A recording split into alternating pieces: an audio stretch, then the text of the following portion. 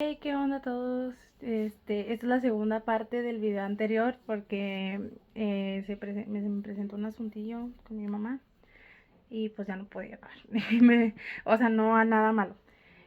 Nos quedamos en la psicología criminal que ya les había explicado, que es una disciplina en la que se basa en estudiar y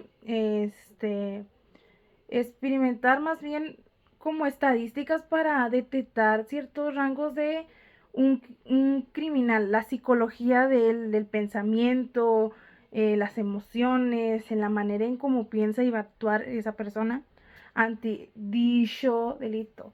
Vamos a ver que no nada más una persona va a cometer un delito porque es aislada, por ciertas o porque según esto tiene tatuajes, o por cómo se viste, o por cómo lleva su vida, etcétera, etcétera, etcétera. O sea, pueden ser varios factores, tanto como una persona que lleva no tan bien su vida puede cometer un delito, tanto como la persona que lleva una vida, como le dicen, color de rosa, puede llevar a cometer dicho delito. Bueno, nos quedamos en lo de la psicología. Bueno, la ciencia forense viene siendo como varios esa viene siendo como las técnicas o las metodologías como para redactar dicho delito. La ciencia forense estudia todo lo que es también del cuerpo, las causas, las muertes, cómo se propagan, por así decirlo, o cómo suceden dichos delitos. Porque, ojo, existen también en la criminología homicidios de tales grados: primer grado, segundo grado, tercer grado, cuarto grado, quinto, sexto, hasta un chorro.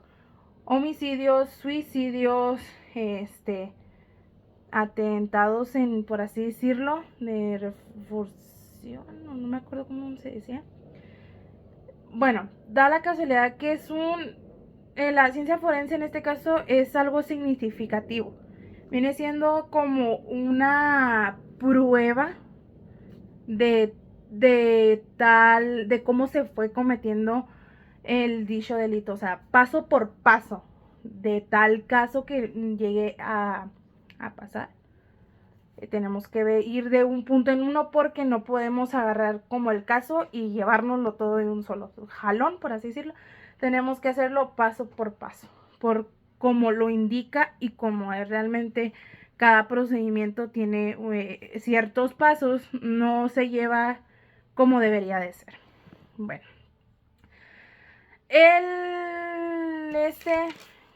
espérenme tantito porque me quedo sin aire. Por ejemplo, existe, por ejemplo, la víctima, victimario, y el víctima, victimario, agresor y el agente. El victimario es la víctima, la persona que sufrió el atentado. Victimario es el quien lo ocasionó. El agente es con qué lo hizo, qué tipo de arma usó, por así decirlo, si un arma blanca, un arma de fuego, un arma manipuladora, por así decirlo, corsontante, o no me acuerdo cómo se dice realmente. No lo sé pronunciar bien, por eso no lo digo mejor, yo lo pronuncio mal. Dicho delito de la escena. ¿Por qué? Porque va a haber evidencia del delito que acaba de ocasionar. Ojo, no un delito necesita claramente haber un cuerpo o una sangre. Puede ser que en tal escena haya ocurrido dicho delito y el cuerpo o la víctima se haya encontrado en otro lugar. Puede ser eso. ¿Por qué? Porque a lo mejor pasó dicho delito aquí, pero la víctima se encontró acá. Entonces, es... ¿cómo se pone? Puede ser tanto también, entran mucho eh, por ejemplo, las armas, que se clasifican muchas veces en lo biológico, en lo químico, en lo físico, en lo lógico y en lo mecánico. Son 5 en total. ¿Por qué? Porque para detectar ciertos rangos de cómo fue tal suceso, porque no nada más podemos decir que fue físico, sino también hay a veces que a lo mejor muchas personas, desgraciadamente, ¿verdad? Les quitan la vida por medio de químicos, por medio de una sustancia o por físico, pueden ser golpes.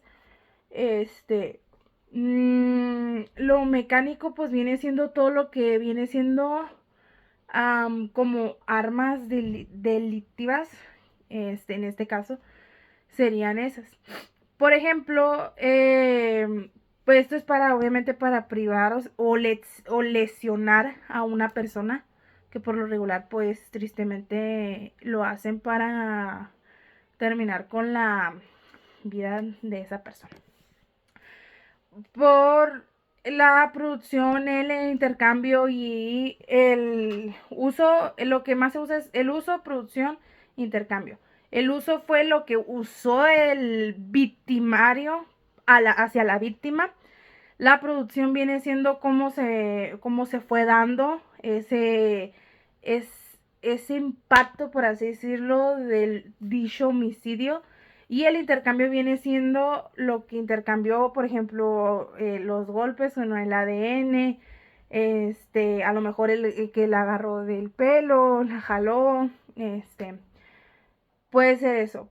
El lugar de hechos viene siendo en donde ocurrió todo. En lugar de allá, o sea, el lugar de hechos viene siendo en donde ocurrió. No nada más tiene que ser un lugar específico donde se vea el cuerpo, tiene que ser en varias zonas donde se pueden a lo mejor presentar una dicha evidencia física, y no estoy diciendo hablando de un cuerpo, de dichas cosas, sino a lo mejor un arma, algo que usó para proteger, un guante, etcétera. Pueden ser varias cosas. Por ejemplo, aquí se aplica como una rutina de dicho delito, porque cuando vamos a una escena, no podemos hacer, ay, sí, vamos a nomás entrar y ya. No, se tiene que también, aparte por higiene y protección de uno y protección de la persona y de las evidencias, tenemos que usar dichos elementos para saber bien cómo debemos de llevar ese proceso, porque una escena del crimen lleva un proceso obviamente largo en veces, pero muchas de las veces hasta se tarda más.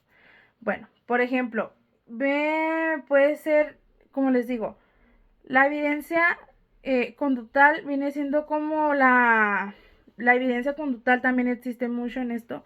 A lo mejor muchas de las veces no nos percatamos de eso, pero la evidencia conductal se puede dar dependiendo de la conducta de la persona, obviamente en la manera en cómo también ejecutó, por así decirlo, a la persona. Si sabe mucho, sabe lo que, si ya tiene mucha experiencia en lo que hace, cómo la vigila porque sabe de esa persona, tal, la rutina, cómo sabe para investigar a esa persona y que no ser como muy obvio, por así decirlo. Sacarse desapercibido, por así decirlo. Para no que le digan a esa persona, advertirla de él. Entonces, esa persona, si sabe mucho, sabe, tanto podemos saber que es, que no lo ha hecho más de una vez, o sea, que no es la primera vez que lo hace. Por ejemplo, el tipo de corte, si el tipo de corte ya lo había hecho varias veces, se ve que es, pues, ya de alguien que sabe lo que está haciendo, o lo que hizo, que no lo ha aplicado una vez, sino lo ha aplicado varias veces. Existe la firma del agresor o del victimario. Por ejemplo, puede ser un corte, puede ser una hoja, pueden ser varias cosas. Porque puede ser la preparación eh, de esa persona homicida, sabe perfectamente lo que hace y cómo lo hace y qué proceso lleva hasta para deshacerse de su víctima, para no dejar ningún rastro. Pero muchas de las veces no lo hacen bien. Entonces, por medio de firmas, medio de huellas dactilares, medio de los cortes o las golpes que llegue a presentar a lo mejor el victimario, la víctima, perdón, puede ser. Pero muchas de las veces no lo sabríamos del todo. Bueno, el uso, el producción, intercambio. Por ejemplo, puede ser, bueno, ya habíamos hablado de eso. Por ejemplo, puede ser antes, durante y después. Eso es lo que tenemos que saber también nosotros. El antes de que pasara todo, o sea, tenemos que saber también cómo, por así decirlo, recolectar. ¿Cómo fue que llegaron a tal punto? O sea, antes de que pasara dicho homicidio, ¿cómo fue que pasó? ¿Cómo fue el procedimiento de llegar hasta el delito que se cometió o cómo agredió a esa persona? El durante, ¿cómo fue esa agresión o ese... bueno, agresión, yo le quiero decir así porque si no, ahorita YouTube me lo censura.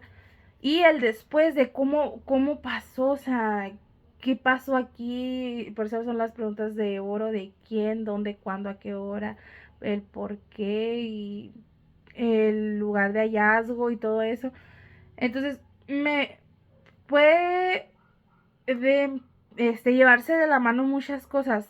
Les digo, la criminología y la criminalística no son lo mismo. Sí van de la mano, pero no son lo mismo. La criminología estudia el porqué de los hechos.